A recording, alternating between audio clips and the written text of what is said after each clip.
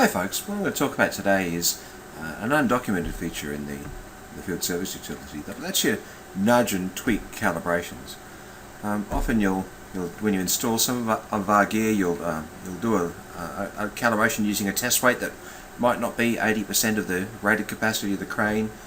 Or maybe you did this install a while ago and the customers rang up and said, well, you know, we picked up this thing that we're absolutely certain weighed 8 tons and it's reading 8.5 tons, or whatever. For whatever reason you need to go back and make a change to the calibration.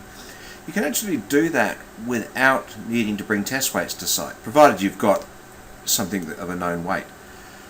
So here we are, we're connected here to a traffic light, but the principle's the same on all of our gear. So if we're on site and we pick up this thing, the customer is absolutely certain that they know what it weighs. Okay, let's just say that they're adamant that this thing weighs 8.5 tons. And you pick it up and we're reading 9.4 tons. Well, you got a couple of options. One, you could just do a recalibrate at this point, just using the normal process of clicking cal and then keying in the 8.4 tons. Another option you have is to hold down the shift key and click cal, and that will pop this box up.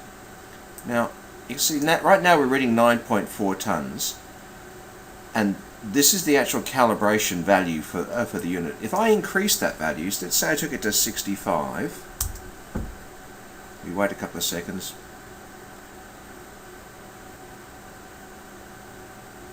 Okay, it's come down to 7.7 tons.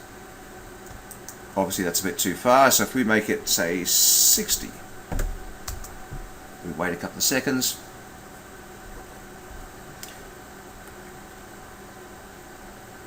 .3 tons.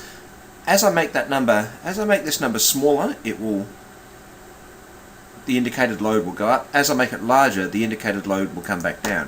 So I'm guessing that somewhere around 59 might give us our 8.4 tons.